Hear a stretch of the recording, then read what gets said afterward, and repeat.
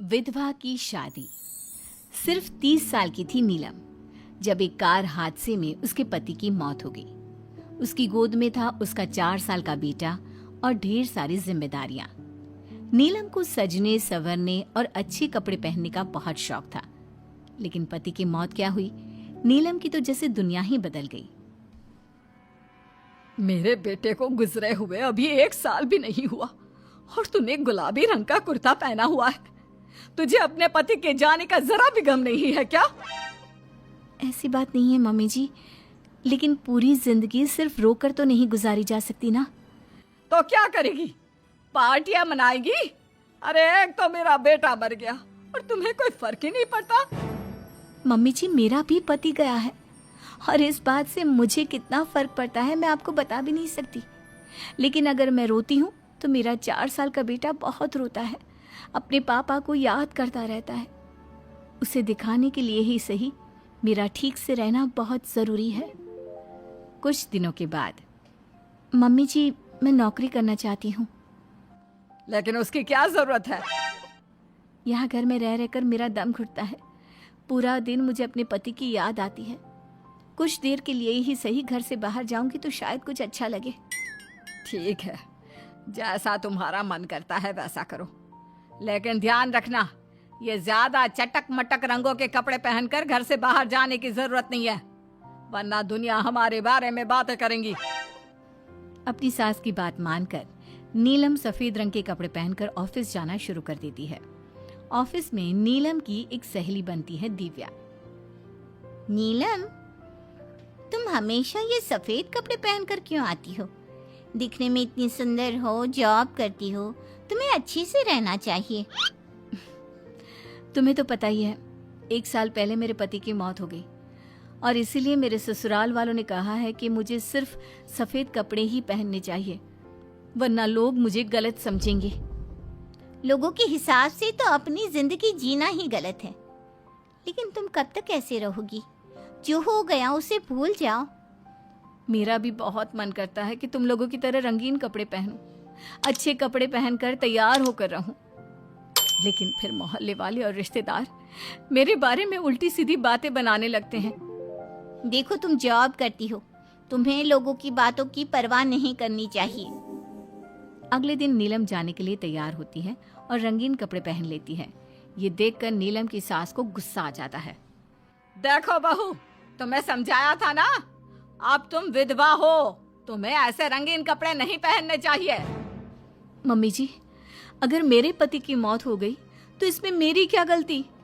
और सफेद कपड़े पहनने से आखिर क्या हो जाएगा? क्यों नहीं पहन सकती मैं रंगीन कपड़े? क्योंकि सफेद रंग विधवाओं के लिए बना है और तुम्हें रंगीन कपड़े पहनने का अब कोई हक नहीं है। तभी वहां पर नीलम की सहेली दिव्या आ जाती है। वो नीलम की सास की सारी बातें सुन लेती है। आंटी जी, विधवा होने का मतलब ये तो नहीं कि इंसान अपनी जिंदगी जीना छोड़ दे और रंगीन कपड़े पहन लेने से क्या हो जाएगा। एक विधवा लड़की बाकी के सारे काम तो करती है ना, खाना खाती है, घर के काम करती है, फिर रंगीन कपड़े क्यों नहीं पहन सकती? वो इसलिए ताकि विधवा होने के बाद किसी दूसरे आदमी की नजर में ना आए। अरे रंगीन कपड़े पहनेगी तो सुंदर लगेगी, फिर कल को आकर कहेगी मुझे दूसरी शादी करनी है, तब हम क्या करेंगे? हाँ तो ठीक है ना, इसमें गलत क्या है? एक विधवा को अपनी जिंदगी जीने का पूरा अधिकार होता है, नीलम को भी है। चलो नीलम, तुम यही कपड़े पहनकर मेरे साथ चलो। नीलम रंगीन कपड़े पहनकर अपनी सहेली दिव्या के साथ ऑफिस चली जाती है। कुछ इसी तरह दिन बीतने लगते हैं, लेकिन अब पति के जाने के बाद नीलम बहुत उदास रहने लगी थी। क्या बात है, तुम इतनी उदास क्यों रहती हो? देखो, नए दोस्त बनाने चाहिए, लोगों से बात करनी चाहिए। तुमने देखा ना, कितनी मुश्किल से सफेद रंग के कपड़ों से मुक्ति मिली है, और अब रंगीन कपड़े पहनूंगी, दोस्त बनाऊंगी तो समाज मुझे वैसे ही जीने नहीं देगा। इस मामले में तुम्हें समाज की परवाह नहीं करनी चाहिए नीलम। लोगों का काम क्या है? बातें बनाना ही तो है। कुछ दिनों के बाद नीलम के ऑफिस में एक लड़का आता है। उसका नाम अमर था। वो धीरे धीरे नीलम को पसंद करने लगता है और एक दिन वो नीलम से कहता है, नीलम, तुम मुझे बहुत अच्छी लगती हो, मैं तुमसे शादी करना चाहता हूँ। लेकिन अमर, मैं एक विधवा हूँ और मेरा 4 साल का एक बच्चा भी है। मैं तुमसे शादी नहीं कर सकती। मुझे तुम्हारे विधवा होने से कोई फर्क नहीं पड़ता। मुझे तुम एक अच्छी इंसान लगी और इसीलिए मुझे तुमसे शादी करनी है। लेकिन मुझे मेरी फैमिली से इस बात की परमिशन कभी नहीं मिलेगी। तुम उसकी चिंता मत करो, मैं तुम्हारे घर आकर बात करूंगा। कुछ दिनों के बाद अमर नीलम के घर पहुंचता है। नमस्ते आंटी जी, मैं अमर हूँ। मैं आपकी बहू नीलम से शादी करना चाहता हूँ। मुझे तो पहले से पता था। पहले तूने विधवा वाला सफेद रंग छोड़कर ये रंग बिरंगी कपड़े पहनने शुरू किए और अब तेरा चक्कर भी चल रहा है। नहीं नहीं मम्मी जी, आप गलत समझ रही हैं।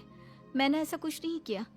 अगर ऐसा कुछ नहीं किया तो फिर कौन है ये लड़का, और यहाँ हमारे घर तेरे साथ शादी करने की बात करने क्यों आया है? आप नीलम को गलत समझ रही हैं। मैं नीलम को पसंद करता हूँ और उससे शादी करना चाहता हूँ। उसने मुझसे कभी ऐसा नहीं कहा। चले जाओ हमारे घर से। हमारे यहाँ पर विधवा बहुओं की शादियाँ नहीं करवाई जाती। समझ में आई बात? अमर वहां से चला जाता है और नीलम की सास उसे बहुत उल्टा सीधा सुनाती है। कुछ दिनों के बाद पड़ोस में एक शादी होती है। वहां पर सारी औरतें तैयार होकर आती हैं। नीलम की सास भी उसे वहां पर चलने के लिए कहती है। नीलम सफेद रंग के कपड़े पहनकर अपनी सास के साथ वहां पर जाती है, क्योंकि ऐसा उसकी सास ने कहा था। पर सारी औरतें काफी सुंदर तैयार होकर आई थी। देखो तो मेरी साड़ी का कलर कितना सुंदर है, तुम्हें पसंद आया? और ये देखो मेरे कंगन, पिछले महीने ही दिलवाए थे मेरे पति ने। कितना अच्छा डिजाइन है ना? अरे तुम्हारी मेहंदी तो दिखाओ, रंग तो बहुत सुंदर आया है। लगता है तुम्हारा पति बहुत प्यार करता है तुमसे। और नहीं तो क्या। और वैसे भी ना, मुझे मेहंदी का ये लाल रंग बहुत पसंद है। अरे जरा उधर तो देखो, ये नीलम वहां पर क्या कर रही है? हम सबके बीच में विधवा का क्या काम? अरे इसका यहाँ होना तो मनहूसियत है। इसकी सास को इतना भी नहीं पता कि इसे यहाँ नहीं लाना चाहिए था। ऐसे सफेद कपड़े पहनकर बैठी हुई है, दूर से पता चल रहा है कि उसका पति मर गया। नीलम की सास ये सारी बातें सुन लेती है और फिर अपनी बहू के उदास चेहरे की तरफ देखती है। नीलम की सास को इस बात का एहसास होता है कि उसने अपनी बहू के साथ अच्छा नहीं किया। घर आने के बाद, नीलम, जरा मेरे पास आना बेटा। क्या हुआ मम्मी जी? मुझसे कोई गलती हुई है क्या? लो बेटा, बहुत सुंदर सुंदर और रंगीन साड़ियां हैं, ये सब तुम्हारे लिए। और सुनो, वो जो लड़का उस दिन घर आया था ना, क्या नाम था उसका? अमर। उसे कहना कि वो मुझसे आकर मिले। लेकिन अचानक क्या हुआ मम्मी जी? सब ठीक तो है ना? आप ये कपड़े मुझे क्यों दे रही हैं? और अमर से क्या काम है? बेटा, मेरे बेटे की मौत के बाद भी तुम मेरा इतना ख्याल रखती हो, नौकरी करती हो, पैसे कमाती हो। आज जब उस शादी में मैंने दूसरे लोगों की बातें सुनी, तब मुझे इस बात का एहसास हुआ कि विधवा होने के बाद भी तुम्हें जीने का अधिकार है। मम्मी जी, मैं कुछ समझी नहीं। देखो बेटा, जो चला गया वो चला गया, लेकिन आज के बाद तुम रंगीन कपड़े पहनोगी, खुश होकर रहोगी। और हाँ, मैं खुद तुम्हारी शादी अमर के साथ करवाऊंगी। लेकिन मम्मी जी, आप ये सब क्यों कर रही हैं? मैं तो आपके कहने पर सफेद कपड़े पहनकर शादी में गई थी। वही तो बेटा, मुझे अच्छा नहीं लगा।